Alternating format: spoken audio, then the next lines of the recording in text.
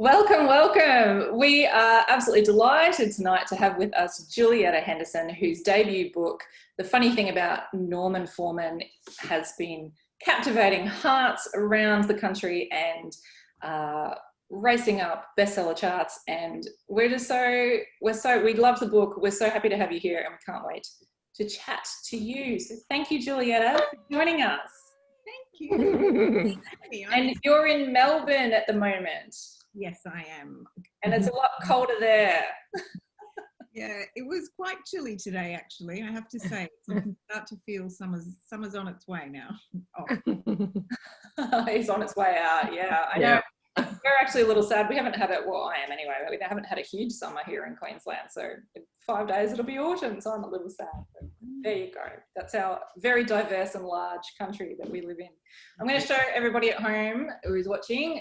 I have to show you on my phone because I do almost all my books. I get through almost all my books on audio these days. So holding that one up, and other people are holding up their copy too. Thank you for that. Because we want to celebrate this book big time. Yes. What I want to do, first of all, Julietta, is ask you to tell us a bit about how you got to this point of having a novel, because I've had a look online. Your website doesn't say a lot about what you've been doing in the past, but it does say that you've been writing professionally for 25 years and that this is your first novel. So I'm interested in what's been happening up to this point and what led to the novel. But I also noticed on your Goodreads profile that you said that you have been a bicycle tour guide in Tuscany, a nanny in the Italian Alps, and a breakfast waitress in the wilds of Scotland. So this is all sounding really glamorous and idyllic and fun and adventurous. So we would like to hear all about this and how you got this exciting decade or two of your life. Absolutely. I think it's quite clear I'm a writer because I've made it sound a lot more exciting than it really was, I think.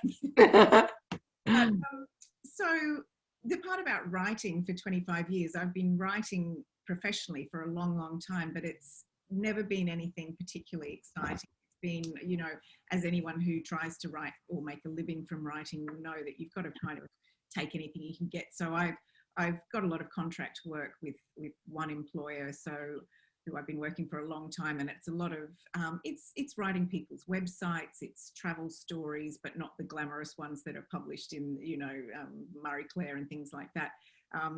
It's real estate copywriting, it's profiles, it's it's anything basically that people need words for. So that's what I've been doing for all that time, and I could be very rude to myself and say I've been taking all that time also to write a novel because I have been writing, creatively writing for all that time. But this is the first novel that not that I've finished, but it's definitely the first one that I've published. I think I got really serious about the creative side of it when I worked for a long time for a photographer, a landscape photographer who's quite well known. And I did all his creative writing. And that was the first time, apart from doing stuff for myself, little poetry or little stories, that I'd ever been paid to be creative in my writing. And I think that sort of set me off on a little tangent. And I'm pretty sure, I can't remember, but I'm pretty sure that I started my first novel back then when I worked for him, because it really did sort of motivate me. So, but then about, I guess it's probably only about 4 years ago, I got really serious and thought, no, I am going to finish a book. And so I did finish another one, which is probably never going to see the light of day. I wouldn't imagine. It might, but I'm a bit scared to go back and look at it because I thought it was great then, but knowing what I know now, it's probably not so great. But yeah, this one is the first one that I think I got so carried away and so invested in the characters that it was easier for me to keep going than it was for me to stop. I think that's the only way I can put it. I was just like, no, I'm going, and I'm not going to stop until I've finished. And that's what I did. Oh. There's two things in what you've just said there that really resonate with me. And one is that that moment that you first make money from writing is a really powerful moment where you sort of go, oh, hang on a minute, maybe I can actually turn this into a career and build something on this. And yeah, it is a really powerful moment. So I can really appreciate that. But also what you said there about, you know, that it's easier to keep writing the book than to not write the book is, I think, a sign of, you know, where you've really jumped into that story and the whole story's possessed you, and you know you're on something good when it's you and the story sort of become one in that way, and you can't walk away. And you'd rather do that than, you know, veg out in front of the TV and things like that. And I've just realised I forgot to address all the allegedly exciting things about being in the wilds of Scotland and a bicycle tour guide. They were all jobs that I did when I was travelling as a backpacker.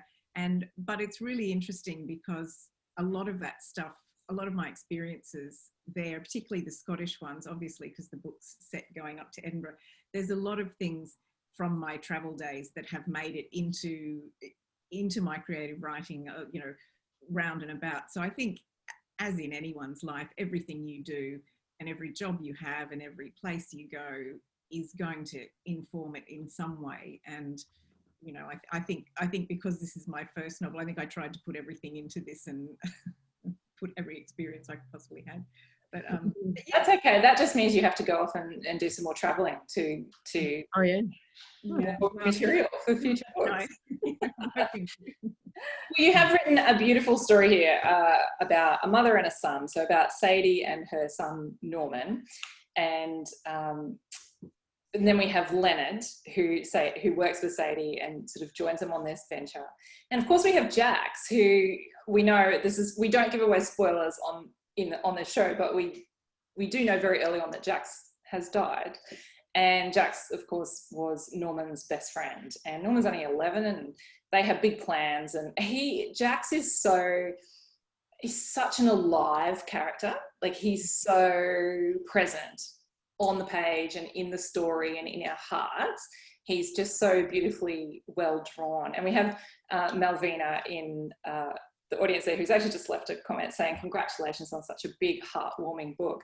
But Malvina actually sent me a message yesterday or the day before and telling me about how much Jax made her laugh and reminded her of her own son, who karate chops down, you know, a doorway, and then he and his friend kind of got onto this, and then they're karate chopping down the fence, and, you know, and just really that, you know, that great sort of spirit of taking on the world, which is so present in Jax. And then by extension, of course, he brings Norman up with him, and we really miss it. Like, it's, you know, we can really sense that hole that is in Norman's life now that Jax isn't there anymore.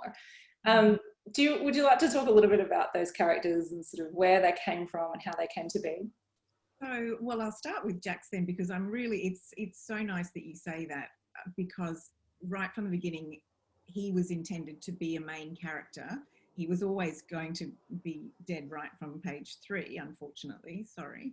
But he was always, that was one of my aims, was to make him as big a character as anyone else in the book. And so I'm really glad that I seem to have achieved that. But the other characters, so Sadie and Norman definitely arrived to me, you know, the author cliche, they arrived to me fully formed, and there they were. They really honestly did. I can't remember where they came from. I don't know if I woke up one morning and there they were, something like that, I think. But I knew them straight away, and I didn't know the story then, but as soon as I knew Norman and his mum, actually Sadie came first, I think, and then Norman very, very soon after that.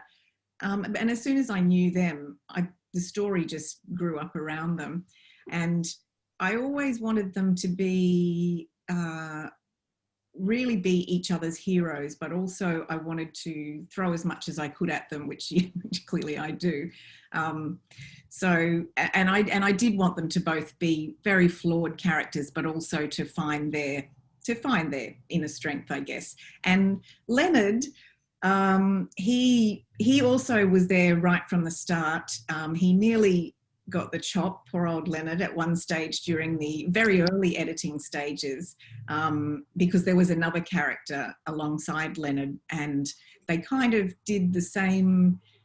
I loved them both, but they kind of played the same role for Leonard, and so I was told I had to get rid of one of them, and it wasn't ever going to be Leonard. So so in the end, he became bigger and better. Actually, he had a small part, and then his part grew to be very big. And I love him as a character because he's a cheeky old man, and he's kind of, you know, who we'd all like to be when we're mid-80s, I think.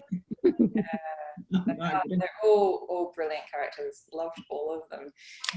Marie-Louise and I had some questions about the comedy aspect of this book, so I'm going to throw that over to Marie-Louise to. Yeah, hi Julietta. I absolutely loved your book. Thank you so much. It was one of those books, you're only reading it, I just kept saying to my partner and friends, I'm reading such a great book, it's so great. But one of the aspects I was really interested in is your involvement in comedy, because it plays such a basis of the book right the way through. And I was really interested, do you have a background? Do you have family who are interested? Did you sit and watch people do comedy and be a comedy act when you were a child, or where's it come from? Definitely, I'm a comedy fan, and I did, you know, all those comedians, for anyone who's read the book or is going to read the book, all Norman and Jax's favourite comedians, they're all my favourite comedians. That I didn't so much grow up with them. I don't think I'm that old, because a lot of them are a bit older than that, but they're very much the ones that I loved. So that was easy for me to translate that.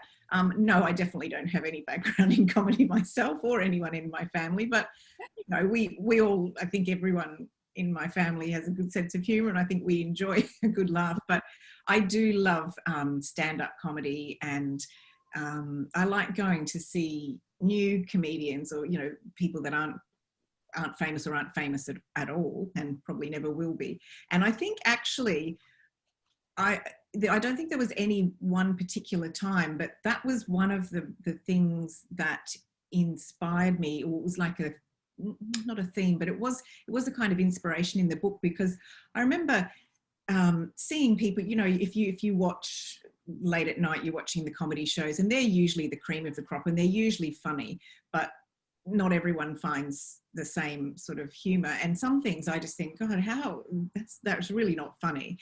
And I just started thinking about, imagine if you were such a comedy fan, or such a comedy, a person who wanted to be a comedian yourself, but you weren't funny at all. And then I thought how heartbreaking that would be. And then I thought, it would be heartbreaking, but it would also be funny in itself. And I think that's where the story then turned into with the comedy theme. When I started, I definitely didn't intentionally write a book about comedy. So that's the way it's turned out. And it was just so beautifully done, because I think obviously his growth is just so, well, everybody's growth obviously goes along with the growth of his comedy, which is just, so it was beautifully done. So thank you. Thank you. Thank you. I agree. I love this pilgrimage to the Edinburgh Festival, and then, you know, and we go along. If you haven't read the book, and you know, the characters leave and they go on this pilgrimage to get to the festival, and you sort of collecting, you know, characters along the way. And because Norman is searching for his birth father as well, who could be one of 4 men, and which is just dealt with so fantastically. And I just sort of loved so many of those men, and the final act of this book is just had me laughing and cheering, and I just loved it so much. And yeah, I love the way that was all resolved at the end. And I wish I could talk more without. I know. I mean, it's one of those things. It's a road trip, and you kind of know, the beats you're going to hit, and you know the beginning and you know the end. So it's not. I don't think anyone expects a really depressing ending in this book. It might not be the ending they expect or want or whatever, but I think because it's billed as uplit, you know that you're going to be laughing all the way to the end, and maybe crying as well, hopefully. Yeah. Absolutely. Sabrina, it is Sabrina's birthday today, everyone. Happy birthday. Thank you. What a great birthday gift she got. Julietta Henderson herself. I know, that's amazing. So I should have been out like having a birthday dinner or something like that, but I absolutely had to be here because this book has just like touched my heart. It is just incredible. And I haven't rehearsed anything that I'm about to say, but I hope it reaches the mark that I want it to. It's just not a book that I would have normally looked at in a bookstore. It wouldn't have been one that I would have normally have reached for, but I finished it on audio. There was points in the story where I had to pause it so I could cry, so I could laugh out loud and not miss what was being said. The narrator was just next level. She was incredible. And as soon as I finished it, I had to go out and buy the paperback copy so I could read it again myself. And I'm not sure that I've ever actually done that before in my life. This book is just amazing. I adore the banter between the characters, the way Norman has a chapter and then Sadie has a chapter, and the way what Norman thinks about his own mum and what the mum thinks about herself is just such an internal like monologue that I have in my daily life as well, which is just beautiful that like I could resonate with all of the characters. I just think it's just so beautiful. And it, just like Marie-Louise, everyone I speak to, I'm like, you've got to get this book. This is amazing. It's the best book ever. I've got people writing it down in their iPads and my iPhones and like, yeah, I'll get it. I'm like, yeah, you have to. I guess my question, I have so many questions, but all of my questions are just going to give away spoilers. So I guess my question, without giving away anything, is it's dedicated to the original Big Owl. So is there a guy out there that looks and acts like the Big Owl in the book? There's probably a couple of people that are on this Zoom right now killing themselves laughing. No. No? Big Owl is my father. And it was always, he was always called Big Owl. I actually can't remember who gave him that nickname to start off with, because he wasn't a big man at all, but he wasn't a small man, so it wasn't ironic. I can't remember where it came from, but yeah, no, it is dedicated to my father who has passed away. But no, I've had that question a couple of times because of the character, that the Big Owl in the story. Yes. No, he's nothing. There's no relation there. There's no. And are other characters inspired by people that you know already? No. Wow. Honestly, they really aren't. I don't think you can help taking things from people maybe that you know, or I don't think that I've been inspired by anyone that I know, but I've probably definitely been inspired by people that I don't know, by strangers doing something or something like that. But really interestingly, and it ties in with what you said at the beginning, and it makes me so happy to hear, the audio, the lady who did the audio, Catherine Parkinson, she's not that well known in Australia, but she's very well known in the UK. She's been in the IT Crowd, and she's been in a couple of other series, and she was in the original Doc Martin. And I knew her as an actress for years, and I really liked her. And when I started writing the book, she was who I had. I've got a little folder of character faces and just people to write to. And she was who I chose for Sadie. And when I was in the UK last year and they were casting the audiobook, they said, oh, do you have any ideas of who you'd want? And I said, oh, well, to be honest, Catherine Parkinson was a And anyway, to cut a long story short, the next minute she agreed to do it. And also tying in with what you said, just recently, just in the last couple of days, she sent me an email and she said it was just, it was such a joy for her to do it. And she said exactly what you said. She said, I had to stop and leave the booth every now and again. I had to stop and collect myself, because she's a mum of 2 little girls and stuff. So, she has done it. I've been listening. I haven't even finished it myself, actually, the audio. I'm up to about the 5th hour or something now, but I've been listening to it on my walk, and I'm just like, wow, I knew she would do a really good job, but, and she wasn't originally going to do the Norman part as well. It was going to be somebody else. And then when she started her parts, she said, oh, I'd really like to do the whole thing. Can I do it? And I said, well, I'm not going to say no. Not that it was particularly up to me, but they did ask me what my thoughts were. And I said, yeah, go for it. And so I agree. She's done an absolutely amazing job. And interestingly, very different to you, Josephine, my own audiobook is the first one I've ever listened to. I have never listened to an audiobook. Oh, really? About 3 weeks ago. No, but I think I'm going to have to start now. Yeah, I just love them. They're so portable. Convenient. You can listen to them in the car. I listen to them in bed. You can listen. I might be more now. Yeah. Yeah. Well, there you go. Now you have a new passion. Yeah. That's awesome. I'm just going to pop, there's a question in the inbox from Malvina who wanted to know about psoriasis, because the character of Norman has quite severe psoriasis. And she's asking if you know anybody who has psoriasis, and I guess, you know, maybe where that sort of storyline came from. I have known people with psoriasis, and I do remember there was a very good friend of mine, and it's never left me, in that she had quite bad, it was more eczema than psoriasis, and she had quite bad eczema, and she went to the bank one day, and when we used to go into banks, and she handed over her book or whatever it was, money, and she came out crying because she said the teller like visibly sort of shrank away from her, and I've never forgotten that. But I wanted Norman to have some kind of he had enough challenges as it was, but I wanted him to have as many challenges as he possibly could. But really, you know, and whether you believe in woo-woo or whatever, but so interestingly, the deeper I got into that book, the worse my own skin got. And I got some really weird, which I still have. It's an allergy, as it turns out, to a particular chemical, but I didn't know that then. But it was bizarre because I was writing this book and I'm like, oh my God, I'm turning into a monster, because, you know, there was times when I couldn't go out in public because I came out and all this, and I was wondering if I was writing myself into it. But yeah, Malvina. So no, I that's not really from personal experience. It's just from. It's just I wanted a challenge for him, and I wanted something that was, you know, that could be meaningful for other people as well.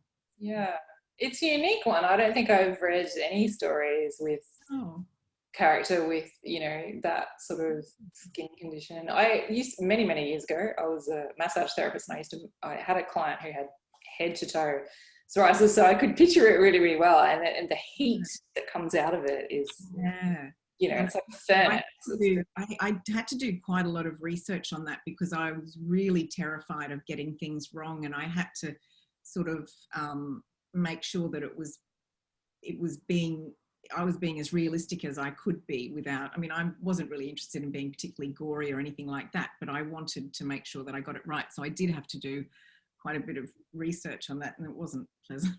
Yeah. It's a really debilitating sort of condition to have. So there you go. One of those things. And where did that come from? It's always interesting. Yeah.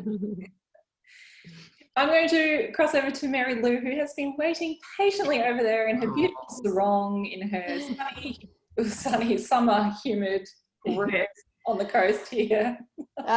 Last few days have been so hot. It's been astounding.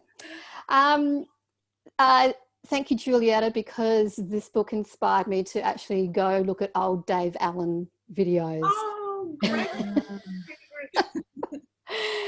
And I mean, there's a comment here about comedy, and you know how it's just full of swearing and rude stuff and all that kind of thing these days. And this brings us back to that classic age of comedy and the situational comedy that Dave Allen was so good at, and that I used to love when I was younger as well. And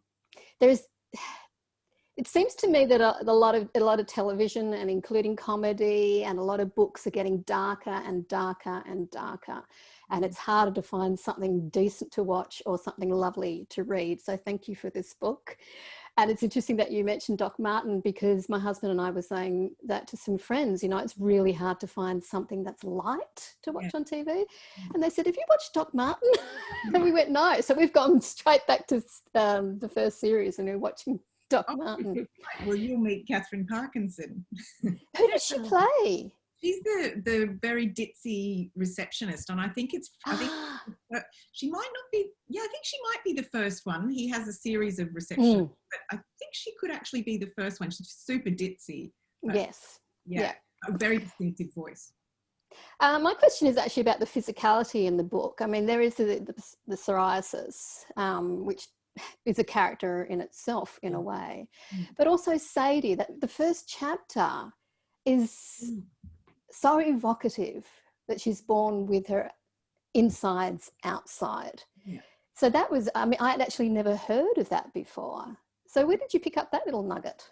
Well, to be honest, I've known two people in my life that, as she says in the first page of the book, it's not as uncommon as you'd think. Please don't ask me to say the name because I used to know it, but it's a very long Latin name. But it's a condition where the child's exactly that, their insides form outside. And so, you know, there's various stages of seriousness of it. Sometimes it's not so serious, but sometimes it can cause lifelong problems. But what they have to do is they have to put them back inside, but they can't sort of just do it. You know, the baby's fine and thriving, I'm not sure all the time, but okay. And then they have to, over a period of time, put the, they enclose it in a membrane of silicone or something like that. And then they slowly, as it says in the book, bit by bit, put the bits back in, and then they sew you back up. And I have known in real life, I've known two people. I've known one lady I used to work with who had a baby with that condition. And then someone fairly recently, a young relative of a friend of mine whose baby was born with that condition. And it's just a really, it's such an interesting condition. And I wanted Sadie to, you know, you're always looking for something. I think there has to be a crisis. There has to be something you're working towards. I'm just trying to say this without giving spoilers and stuff. Yeah. But, you know, I think, you know, from the start, it's physical and it's metaphorical as well. You know, her condition or the thing that's happened to her.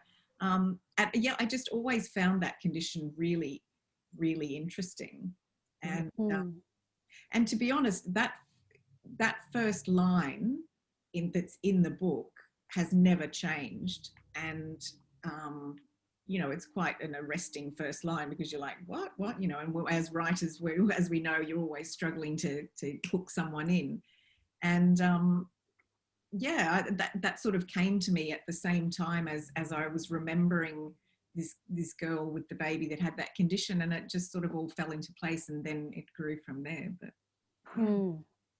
it's interesting because it resonates all the way through the book. You know, no spoilers, but you know, she's constantly referring to how she feels. You know, her stomach's doing this, her heart's doing that.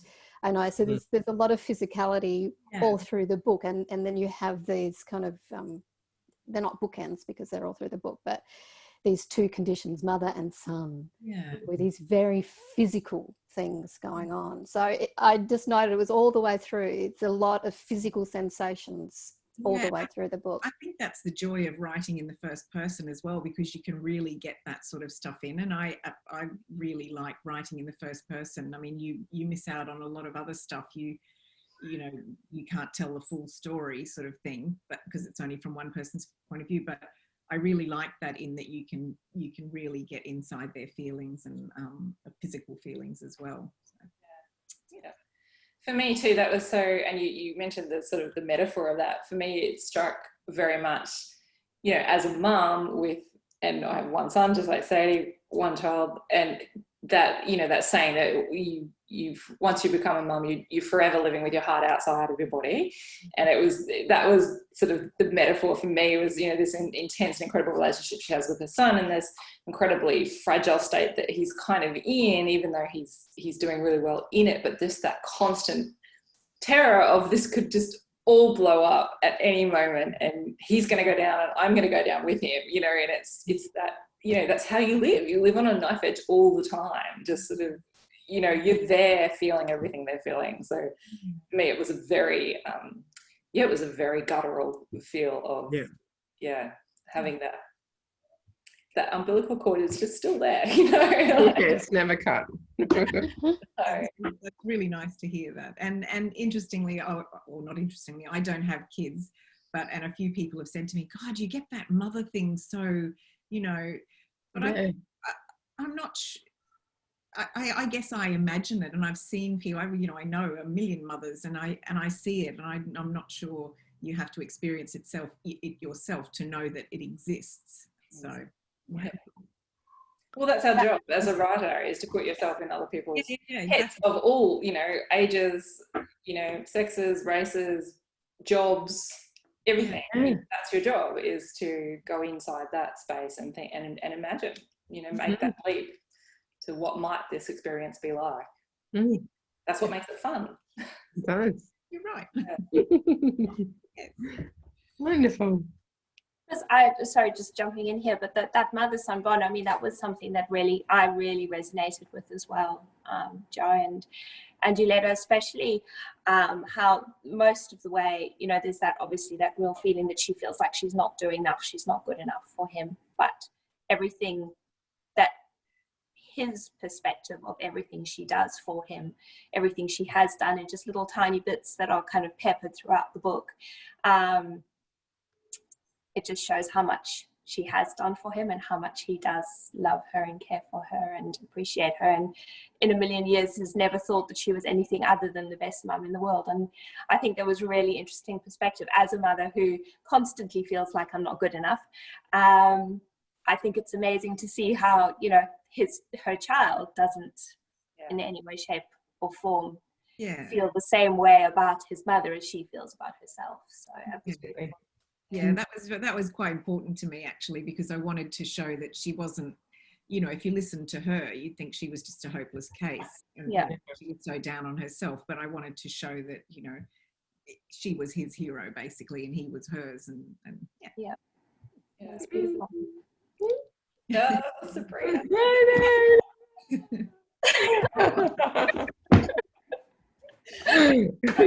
liked it. Love it. Does anyone on our panel have any final questions for Julietta? Because look, our conversations just go like that. They happen so quickly. Well, I just have to also, sorry, I'm talking so much tonight, but Leonard, he's just, oh my word, I just want to like wrap him up and put him in my handbag and keep him forever. Like he's just so beautiful. Well, and it's funny because a few people have said, "Oh, what are you working on now? Is it?" And I said, "Oh, I'm working on book 2. Oh, is it the same character?" I'm like, "No, you know, I don't think I could write another Norman now because he'd still be the same age." But and you know, a few people have said, "Oh, you're going to, you know, revisit him?" And I said, I don't think so, but I've got this bit of an itch to scratch with Leonard. I mean, he might show up in another book one day. I'm not sure, because I think that's a very good idea. Yeah, it's not in the next one, not the one that I'm doing now, but he may come back. So much. Sorry, Jo. No, please, Mary-Louise, go ahead. Oh, I'm just being curious. How far along are you? How long do we have to wait for your next one? Well, I'm quite far along. If my editor's listening, no. I am quite far along because, like everyone else, COVID has sort of decimated my paid work, so I've had no choice but to get stuck in. Probably the first draft, I've got to deliver the first draft end of June anyway, so you know, by the time, I guess it'll depend on publishing schedules. We all know how crazy they are, but not too long. Like I'm aiming to finish it very soon. So it's very exciting. Thank you. Very exciting. Well, I know we will all be lining up to read your next book. Thank you. Definitely. Yes. Especially if Leonard's in there. Leonard's wonderful. But Well, he's not going to be in the next one. I might have to slide him in now. Yeah. Just a little cameo, and just to keep in touch. Maybe he just pop up in every book you do. And you can just put a little cameo, and we can follow Leonard. He is brilliant. He's a brilliant character, and really, really well done. So congratulations. Your first novel baby is out there in the world, and very you did a great job, and we all loved it. And thank you so much for coming along tonight to have a chat with us. Yeah. Thank you. Thank you so much for having me and asking such great questions. And thanks to everyone else who's popped in. Yeah, got lots of people sitting there enjoying getting some thank yous through there from people out there. Thank you to everybody who comes along and pops in to meet our guests. We have such a good time. We just enjoy ourselves so much. Absolutely. And, we just Should love we say what we're reading next? Oh yes, thank you. Thanks for keeping me on track. Yeah, so this is the time of the night where we just quickly tell everybody what we are currently reading. I am reading next month's book club read, which is This Has Been Absolutely Lovely by Jessica Detman. I had to look at that because my brain keeps getting Julietta and Jessica switched over in there. Just like I have Mary Lou and Mary Louise on the back. That's crazy. My brain just short circuits on that sometimes. And I'm also reading, listening on audio to Glennon Doyle's memoir Untamed, which is a firecracker of a read. It's keeping me quite enthralled. Sabrina, what are you reading? Well, I'm rereading this.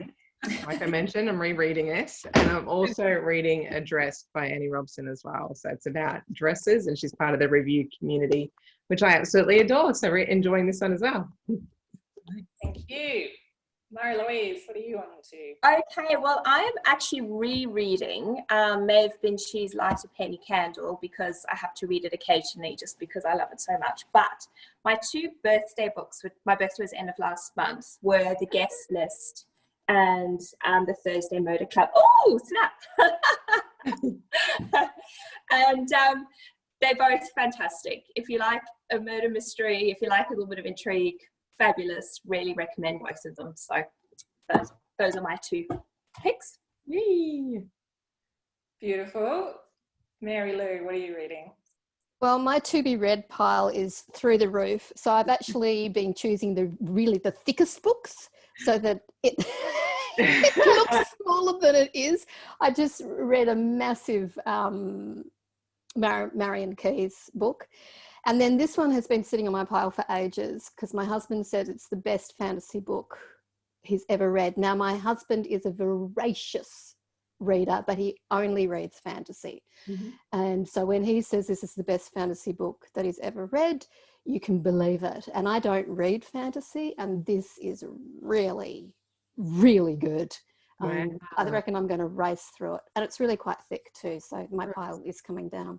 Mm-hmm. But yeah, and Patrick Rothfuss, that's such a great last name. It is. Or is it Rothfuss? I don't know. Either way, great last name. But yeah, I'm really enjoying it. And like I said, I don't usually read fantasy, so that just shows how good it is. Excellent. Lovely. Julietta, what are you reading? You've just shown us. Well, no, that just happened to be on my desk. Showing someone else. I have just finished Anxious People, which I absolutely loved. I don't know if and that's the second time I read it because the first time I read it really fast and then I read it again. So that's what I've been reading. And I finished Richard Osman a while back, but I'm going to read that again as well, just because it's brilliant, isn't it? It's great. Good. I was worried because it's so hyped up. That's the best-selling book I think in UK history or something now. It's past some massive, like it's over 1 million copies or something. Oh, really? Well, my mum told me to read it. She's in South Africa, so I had to buy it myself. Yeah. And she said, you have to read this book. So it's really good. It's a good old-fashioned murder, isn't it? Yeah, it's really good. Yeah. Fantastic. Well, thank you again, everybody, for coming along. Thank you to our special guest, Julietta. This has been Reading by the Moon Book Club. Next month we are reading This Has Been Absolutely Lovely by Jessica Detman, and we will see you back here. Everyone who's come tonight, you're welcome to come back again, and hopefully some new fabulous faces will come along too. Yeah, we look forward to hearing and seeing what comes next from you. Thanks so much, everyone. Thank you so much. Thank you. Bye. Bye.